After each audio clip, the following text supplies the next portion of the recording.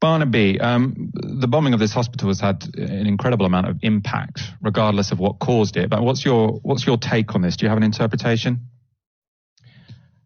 Israel ordered 22 hospitals evacuated. The World Health Organization called that a death sentence for patients in those hospitals who couldn't be moved and so were being left to die. One of the hospitals that Israel ordered evacuated was the hospital that has now been bombed. So Israel said it was going to bomb hospitals. Then a hospital got bombed. Israel's dropped more bombs on Gaza this week than America dropped on Afghanistan in the first year of their occupation of Afghanistan in 2001. Fadi Diab, a priest in Ramallah, said, "We hold the occupying power responsible. If it's good enough for a priest, it's good enough for me." And we know that Israel continues to block electricity from baby incubators and dialysis patients. We know that Israel continues to block water from surgeons and elderly people. I mean, people in Gaza don't have access to clean water, food from survivors. And we know that Israel bombs roads after it tells people to flee along those roads. We also know that on October the 14th, Israel targeted ambulances. And we know that before this bombing, Israel had already killed 28 medical staff in Gaza. We know too, as you said, that part of the Israeli playbook is to lie about the attacks, the murders. It doesn't please me to say this. In 1996, Israel shelled a UN compound in Lebanon, blamed it on others. It wasn't true. In 2006, Israel murdered an entire family on a beach in Gaza. The IDF had a quick investigation that said the IDF wasn't responsible. It wasn't true.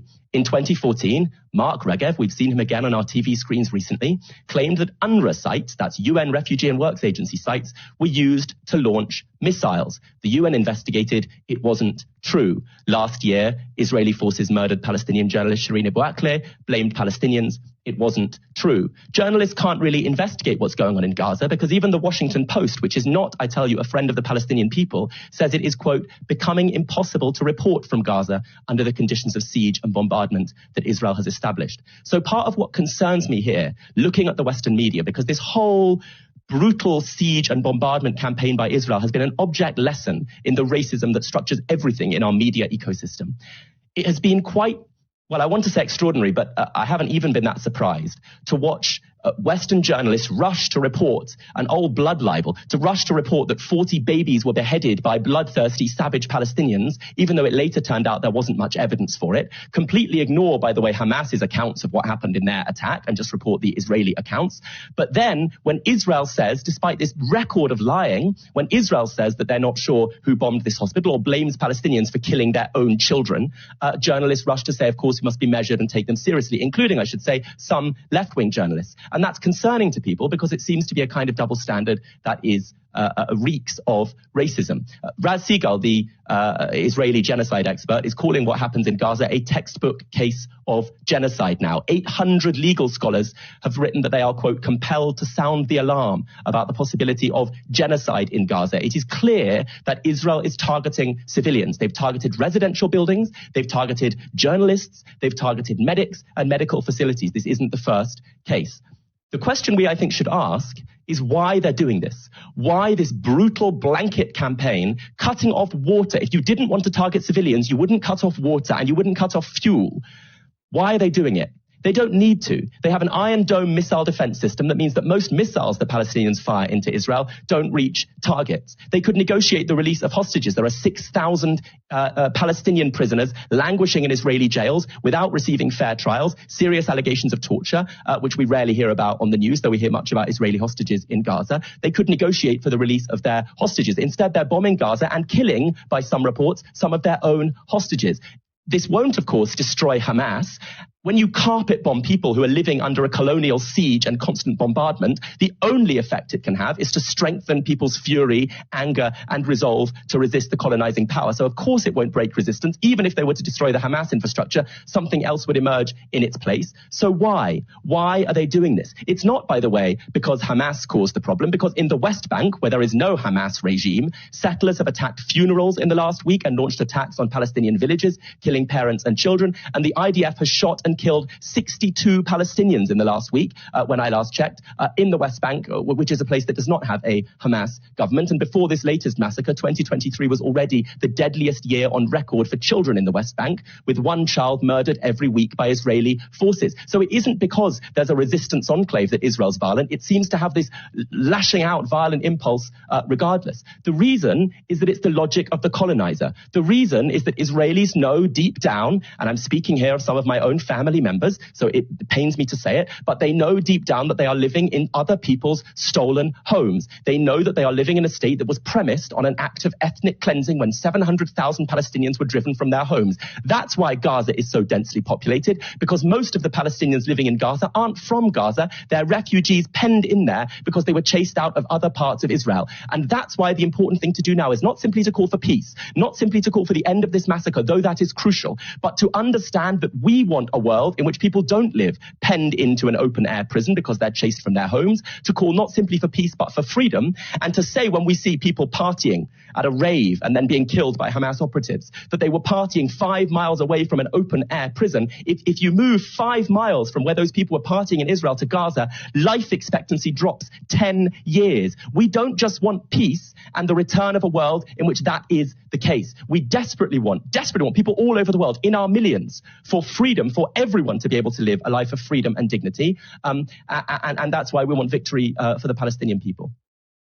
Yeah, I mean, I agree with most of that. I suppose on this question of verification, I mean, you've sort of then given a political position, which I'm very sympathetic towards. When it comes to, do you just say, okay, well, this was an Israeli airstrike? I will take you back. I mean, in what you just said, you were saying there are many journalists who are willing to put on their front pages that 40 babies were beheaded with zero evidence. And then, you know, we did a video sort of critiquing that, saying there's no verification for this.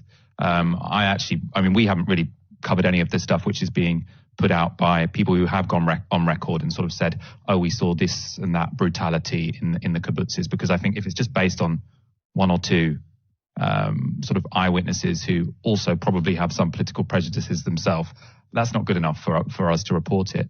So then there is a similar situation here now, whereby if there are doubts, then you should say, it appears to be this or it appears to be that.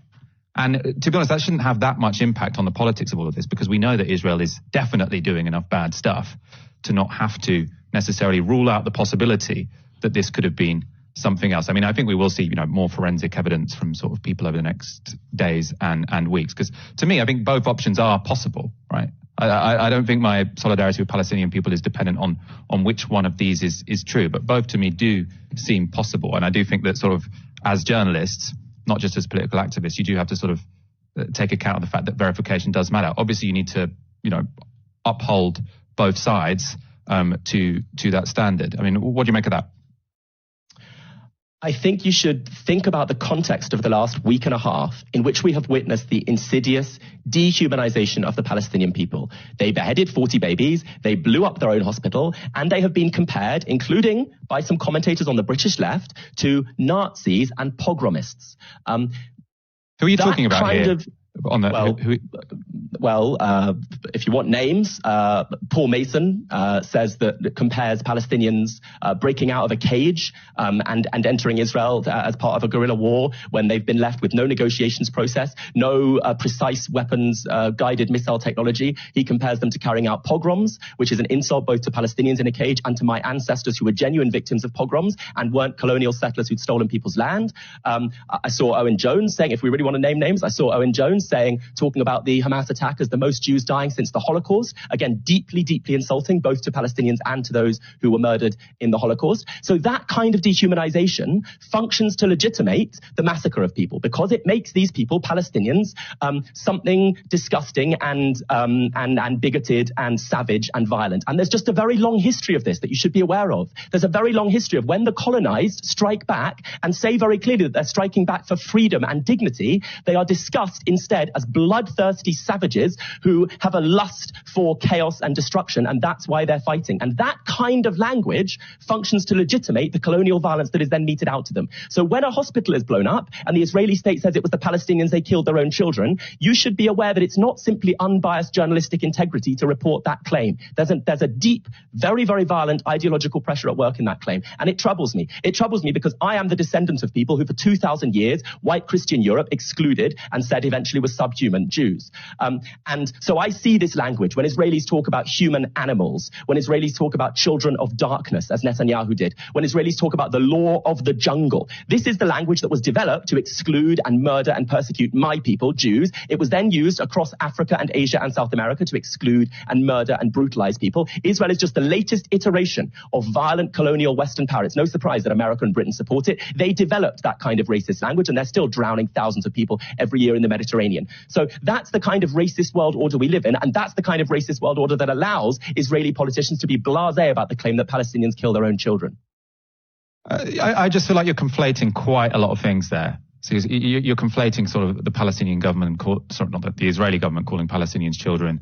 And I mean, I wouldn't use this sort of Holocaust comparison, but I suppose what people were talking about there, and what I assume Owen was talking about there, is why people are upset about this, why people would be upset by a lot of civilians getting killed in Israel. You know, even though you say there was some unfairness to the fact that people can party next to the Gaza wall, but still I think people should, put forward some sympathy to people who are just going to a party and the parents of those people who are just going to a party. And I suppose I'm not sure if you're almost disagreeing with that. Well, I don't think that anyone dying is ever a good thing. I think that anyone dying is a tragedy.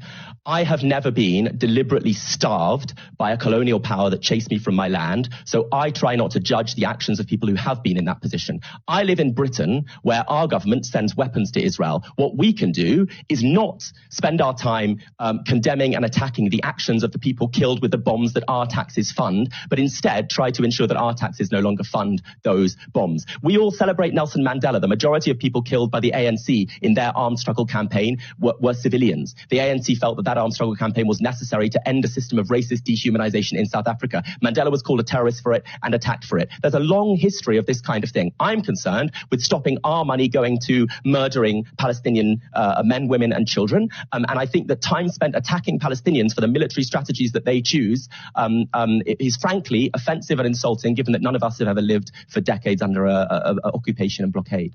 I mean, so as far as I understand it, though, the ANC example was quite different. I think they didn't kill that many. I think it was sort of in the low hundreds over the whole campaign.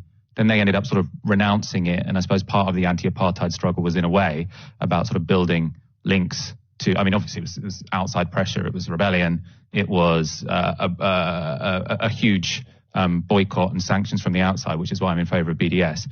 But I don't think they sort of necessarily went to things such as sort of music festivals and just killed lots of people. Like, to me, there's not only moral problems with that, it seems a bit strategically odd. I suppose strategically that makes sense if you're going for this sort of Algeria model, which is you're trying to scare people so much that they sort of leave your land and you can take it back.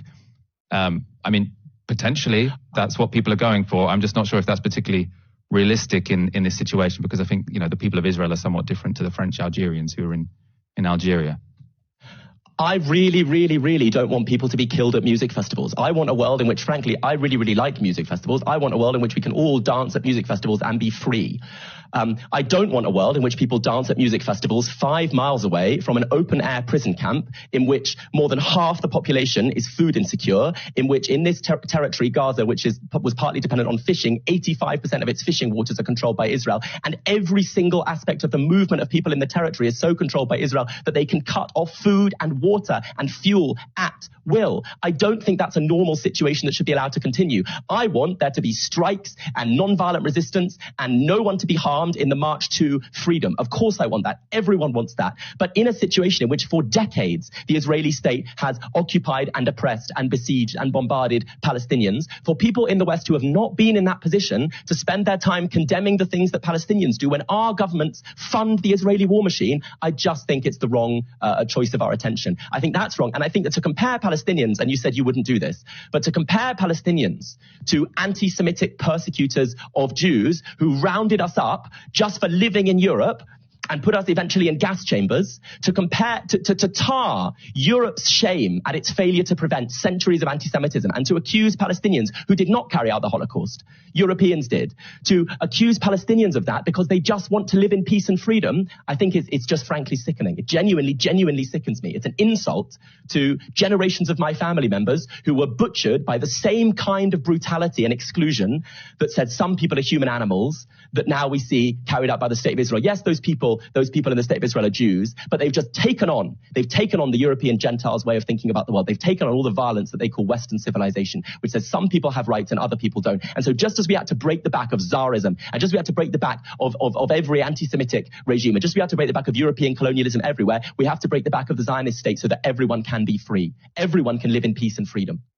But, like Palestinians, I don't know what Palestinians are supposed to do. Israel was about to normalize relations with Saudi Arabia. Israel has completely divided the Palestinian liberation movement so that in the West Bank they have a kind of puppet regime in the Palestinian Authority, which has guns that it doesn't turn on the Israeli state, but on Palestinian protesters sympathizing with Gaza. The Palestinian movement is divided. It doesn't have regional allies, very few regional allies.